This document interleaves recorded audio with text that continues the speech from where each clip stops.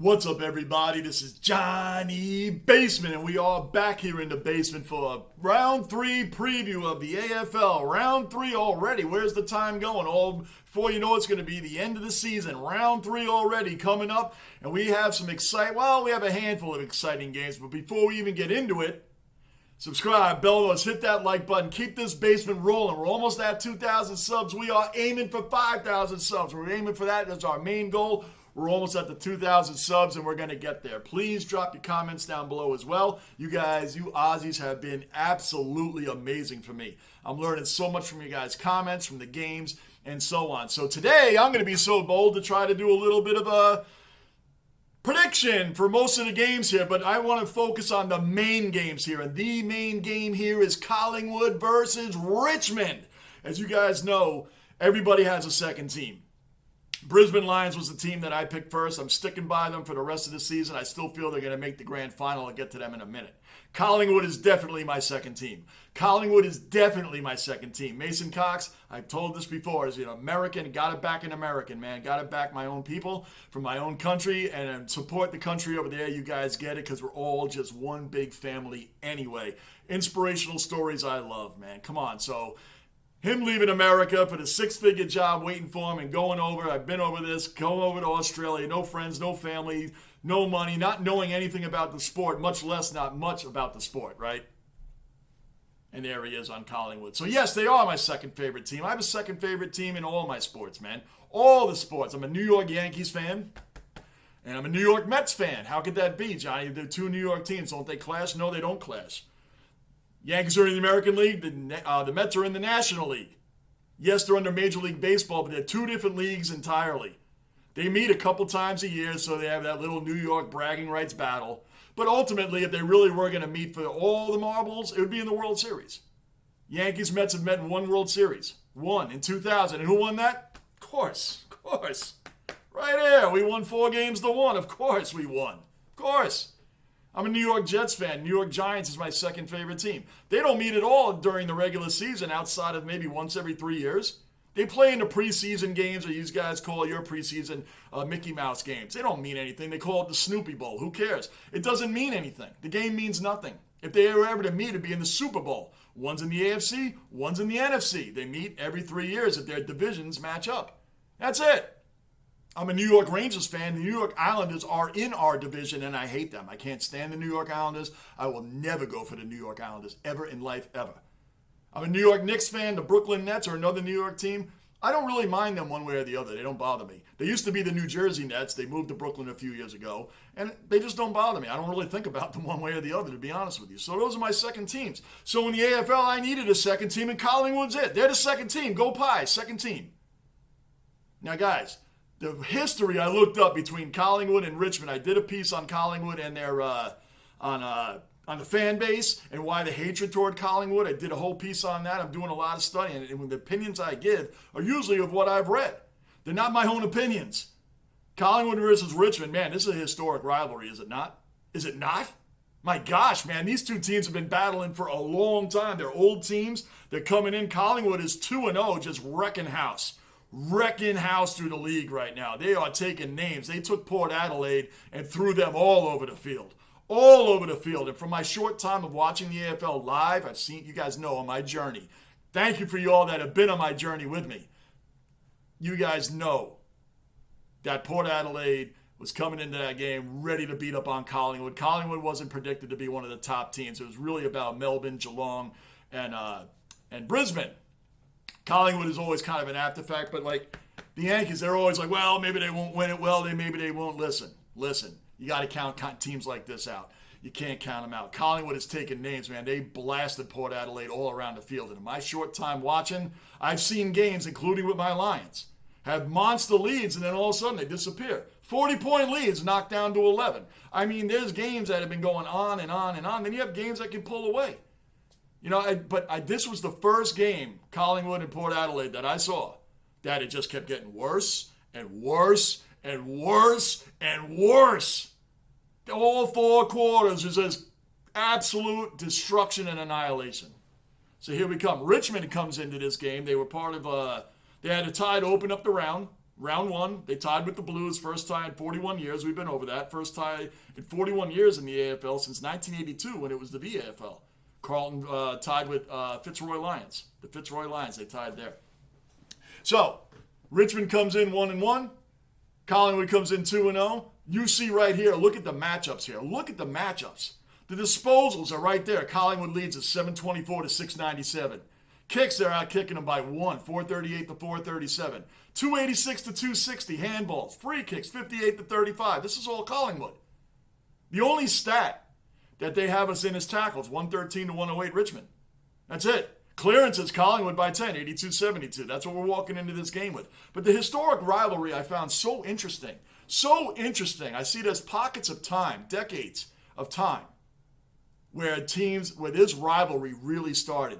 And between 1919 and 1929, these two teams met in the grand final. The grand final, 5 times. 5 times. Collingwood took it in 19. Richmond took it in 20. What happened after that? Collingwood said, see ya, we're taking the next 3. And they beat them in 27, 28, and 29. So they beat them 4 times to 1. 4-1. No problem with the Tigers. None, right? Tigers got their revenge. Tigers got their revenge in 1980. Am I right on that? Yes, 1980 grand final.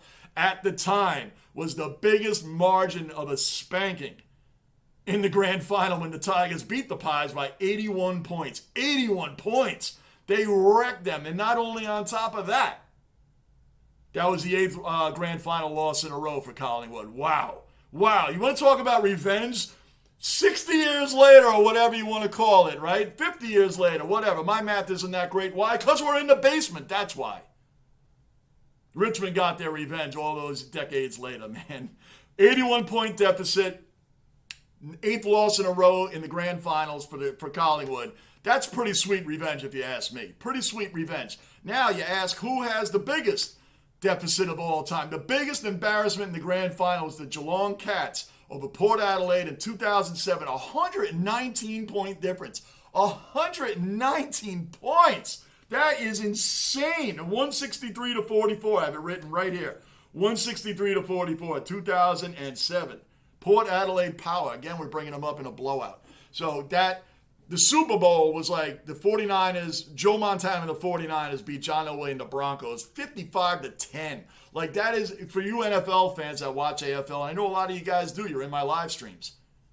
That's humiliating, man. 55 to 10 on national TV. It's just, wow. So that was the biggest blowout in the Super Bowl that happened way back in 1989. I think I'm correct on that. So, anyway, this rivalry here is extended into 2018, where the teams met 3 times. 3 times they met that year. The home and away season, 72,000, 88,000. That's what showed up at the home and away teams, where Richmond took both of those. But in the 2018 finals, in the final season, Collingwood had a lot to say about that. They had a lot to say, hey, man, that's during the rounds. We're in the finals now. Let's see who the real dog is. Let's see who the real dog in a fight is.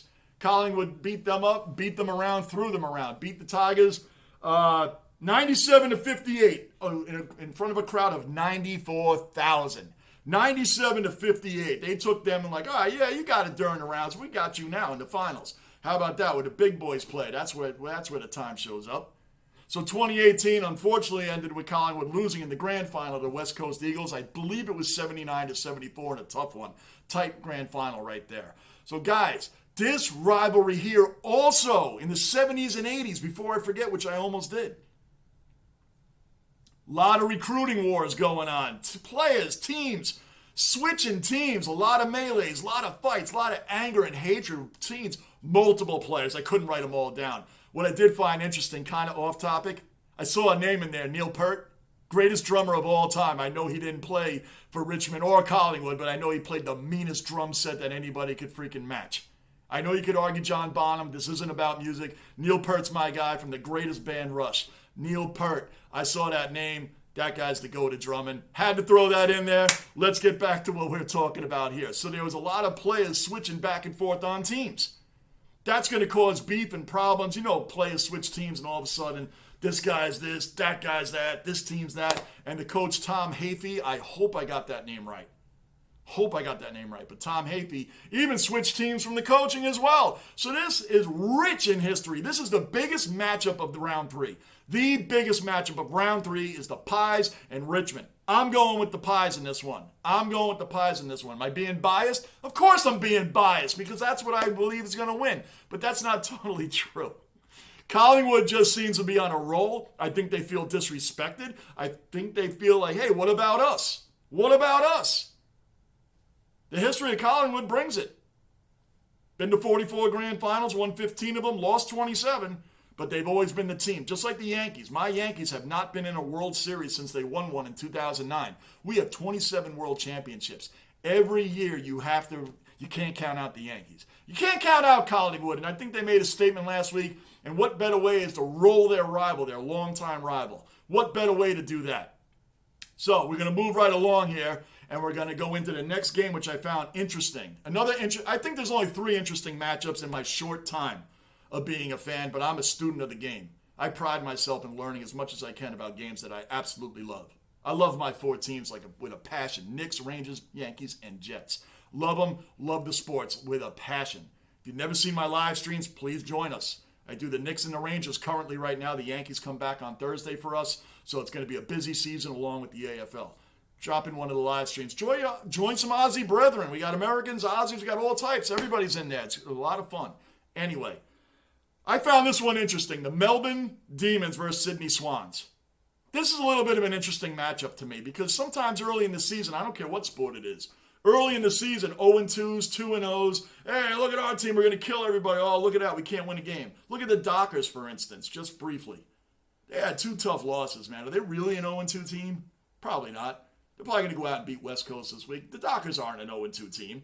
They just had some unfortunate luck, and I don't think they even bothered showing up against the Kangaroos, personally. But back to Melbourne and Sydney. I look at Melbourne and Sydney. I say, okay, well, Melbourne's 1-1. They destroyed the Bulldogs. Is that impressive? It's the Bulldogs. Melbourne's a favorite to win the grand final. That's expected. What I was impressed by with the Lions game, Melbourne was down. They were missing Max Gawn. Max Gawn was their captain. They lost him in the beginning of the game. Everybody focused on that power outage. Everybody focused on the power outage and really kind of got away from the beginning of the game when Max Gawn went down. He was worried that he tore his ACL again. As I understand it, I think he's torn it 2 times previous. You lose your captain and a leader, an inspirational guy like that, it's going to have an effect on your team. And I think through the first 3 quarters and a half of that game, Melbourne just couldn't get it together. Brisbane was killing them. What I found interesting about Melbourne is they came back. They grouped together. Yes, they had a few more minutes to warm up. Yes, Brisbane got stopped by the power outage. But you know what? When you're a team and you're well coached and you go out there, and I love Chris Fagan. Everything I've read on the guy, he's amazing. I love him. And yes, Brisbane came out colder than Melbourne. But you're up by 40 points. You're up by 40 points. And they just sat back like this, the Lions. Oh, yeah, we got this. Yeah, we'll play. We'll just go in preservation mode. I call it prevent defense. Play not to lose. We're going to play not to lose. We're going to take our foot off the gas. Melbourne, I found very interesting. They came together as a team and said, you know what? We're getting embarrassed out there right now. We're getting humiliated. We're going to take these 12 minutes and, man, we're going to go out there and we are going to bring it. We're going to win this thing. They came out with, we're going to try. No, we're going to win this thing. They didn't. But, man, they dropped that down to an 11-point deficit that they lost by. They made a game out of that. They showed heart. They showed fire. They showed the reason why they are one of the top teams picked preseason to be in that grand final. They found it. They dug deep. And they found that 12 minutes, and the Lions laid back. The Lions have yet to play a full game this season. A full 4 quarters. Melbourne dug deep. Sydney, they're coming in this game 2-0. They had a rough grand finals, but they were in the grand finals. They were in it. They had a rough one against Geelong. But you know what? Okay, so they were the second best team in 2022. They're 2-0. So I'm like, all right, they're 2-0, but who'd they beat? See, it's very easy to pick teams. Well, they're 0-2, 2-0. That's not how I do it. That's not how I do it in my sports either. Sydney's 2-0. But who'd they beat? The Suns? Okay. Should they not have beaten the Suns? Of course they should have beaten the Suns. Played the Hawks. The Hawks are like the wooden spoon candidate. The wooden spoon can. Look at the Hawks right now. They're at the bottom, 42%. Just below the Bulldogs, who are another atrocious team so far. Atrocious. Blown out in both games, the Bulldogs, and yet the Hawthorne Hawks found a way to be worse than them. Look at their percentage. They're 42. Bulldogs are 51, and Bulldogs have embarrassed 2 weeks in a row. So the Sydney Swans really beaten anybody that impressive? Could they have just slept their way through these games against these two teams? No disrespect to the Bulldogs and the Hawks. I'm just saying, you're playing against the grand final runner-up. These two teams should be beaten by the Swans. So have the Swans really been tested yet? They're going to be this week. I'm taking the last 12 minutes of that Melbourne Demons game. This is my thinking. And I'm saying Melbourne's going to keep rolling with that. They showed how much they can come together as a team. They showed how much fight and fire that they really do have. So I'm going to go with Melbourne in this game. Melbourne's going to beat Sydney. They're going to beat Sydney. From what I've read and what I've looked up, they're going to beat Sydney. The last game that I found interesting, is St. Kilda Saints and the Essendon Bombers. St. Kilda's 2-0. Nobody saw that coming, right? Nobody saw that coming. St. Kilda, but they've beaten the Dockers, who were supposed to be better start. The Dockers have just had a slow start. They're starting out in their games really slow. They're getting slow starts. And you get slow starts, sometimes it's really hard to play catch-up. Putting yourself behind the 8 ball right off the bat in any game, in any sport, is just not a good idea. The other team gains momentum, and so on, and so on, and so on. So the Dockers, that was an impressive win, even though the Dockers are 0-2. The 0-2 doesn't really tell the whole story about the Dockers. So I give St. Kilda that. Beating the Dockers, that's a team they shouldn't have beaten. It's a team they should not have beaten. So they showed a lot of pride in that one and beating the Dockers. Now the Bulldogs was the other win. I just went over the Bulldogs. Come on. The team's showing zero heart. Zero heart. Your door's blown off in 2 games in a row, man. You got a lot to do to get it together. So, St. Kilda's 2-0. Essendon, they beat the Hawks. We've already beaten that drum. They beat the Hawks, okay? Essendon was supposed to be one of the bottom 4 teams. From everything I've read, from betting lines to previews, I've done a lot of homework, and I've always seen North Melbourne, Essendon, Hawthorn, those kind of teams at the bottom. Essendon's rebuilding. Essendon was even missing, I don't know if Peter Wright is coming back. I don't know if Wright's coming back, but he was missing in the last game. He was also missing, they were also missing Stringer. He was out as well. Stringer's returning, by the way. From what I've read, he's returning. I don't know Peter Wright's situation, so I'm not going to sit here and speculate on something I don't know anything about his injury. But that's a big-time miss because he scored 56 goals last year for the Bombers. 56 goals. So the team, when Essendon went out on the field missing Stringer and Wright, they really didn't have anybody on the field that had scored 100 goals before. So they had 56 goals missing with Peter Wright.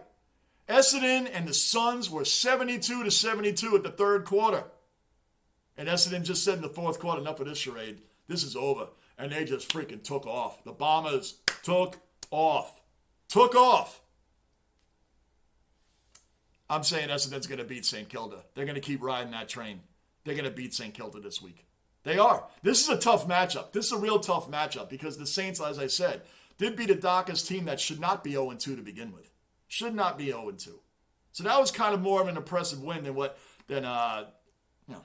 beating the Bulldogs. Essendon, it's going to be an interesting match. But because they're getting Stringer back, I'm going to go with Essendon in this game. I'm going with them. The other picks are just straight layups. They really are straight layups to me. I think they're layups. Yes, you always have that shocking game or who saw that coming, or in the NFL, and I know a lot of y'all watch the NFL when you can. Any given Sunday. Any given Sunday. Where'd that term come from? Well, when a doormat beats an elite team. When a doormat beats an elite team. Why does that happen? Why does it happen? It happens because the elite team just overlooks the doormat. Like, we'll beat them. Who do we got after that? Who we got in the next round? We'll beat the Hawks. Who we got in the next round? And that's when that doormat comes around. Hey, they get that uppercut punch. Everybody, they get the puncher's chance. There you go. That's the term I'm looking for, the puncher's chance. Going with the Dockers over West Coast for everything I just said. They're going to beat the West Coast Eagles. The Dockers should not be 0-2. They've been starting out slow, as I just stated. Their season's starting out slow. They're starting out slow in their rounds. That's going to end. The Dockers are definitely going to beat the Eagles. Brisbane should roll the Bulldogs. Brisbane should be embarrassed and pissed The way they looked in that last 12 minutes. And excuses are excuses are excuses. When you start blaming other things for why you look bad in that last 12 minutes, you played prevent defense, you took your foot off the gas. Period. Period. You thought you had the win. You thought it was over. The mentality, the drive, the killer instinct, the aggression, gone. Gone. Melbourne took that and ran with it and scored like 5 goals in a row. And I'm pretty sure Melbourne in that last 12 minutes put 31-2. There was a point, I think it was 31-2 they had scoring that last 12 minutes. They were in Brisbane zone the whole time. They're inside the 50 like the whole time. Brisbane needs to play a full game. And that's going to come against the Bulldogs. They're going to wreck them. They're going to wreck the Bulldogs. Okay? I thought that was pretty much a layup. Port Adelaide powered against the Crows. The Power are pissed. They got embarrassed last week. Absolutely steamrolled by the Pies. Absolutely steamrolled. Steamrolled. They're embarrassed. The thing about the NFL and the AFL, as opposed to hockey, basketball, and baseball, my sports, when you get embarrassed, you get just absolutely just clobbered in a game. In those 3 sports, you might be able to play the next day. Worst case, 2 days later, you can get rid of that game out of your brain. Let's get to the next match. In the AFL and the NFL, you got to wait like a whole week. You got to eat it from the media, from the fans, from the team. Can they do it? Can they get it done? I'm embarrassed to be a fan. I'm embarrassed to be all of that. That just sits with everybody for a week. That ugly loss just sits with everybody. The Power are angry, and the Crows are showing up. Wrong place, wrong time. The Power are going to just blast them. They're going to destroy them. The Power should win that one. I mean, I think these ones are easy layups. Do not take all of my advice. Remember, guys, I'm only 3 months previous to the season starting, even getting into the AFL. I do a lot of homework. This is the route I'm going. These are the routes I'm going. I'm not telling you these are the greatest picks. I think some of these are layups. And the Cats over the Suns. The Cats are the defending champions. They've had injuries. Stewart's out. I get it. That field after the MCG and the Sheeran concert, it's a little ridiculous. I read into that. Thank you guys in your comments told me to read into a little bit about the concert just before the round opened. I hope they never do that again. Tom Stewart hurt his leg, rolled it on a play, just slipped on it. DeConing did it well. He came back the next round, but still in all, man, that's 2 guys that could have been gone. Could have been gone. Geelong Cats are 0-2. They've been in both games. They've really been in their games. They just haven't had it to get over the top. They're going to do that against the Suns. They're going to be 1-2 after this. They're going to beat the Suns. I don't see any shockers this week. I just don't. But what do I know? I'm a 4 decades Jet fan. How smart could I be? That's the route I'm going. The Tigers Pies are the matchup of the week. That's the game. And again, you look at those numbers up there. They are neck and neck. Neck and neck. This is going to be an exciting time. Again, guys, subscribe, bell notice, like button. Drop your comments down below. Tell me what I'm doing right. Tell me what I'm doing wrong. Tell me, John, you mentioned that wrong. John, what about this? When you guys do that, I don't get offended. I look at that as helping me. Help me. Keep helping me.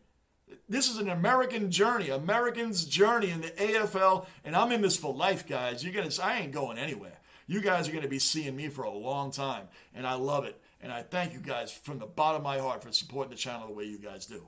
I will see you on the next video. Round 3 coming up. I will see you guys this week. I'm Johnny Basement, and I am out.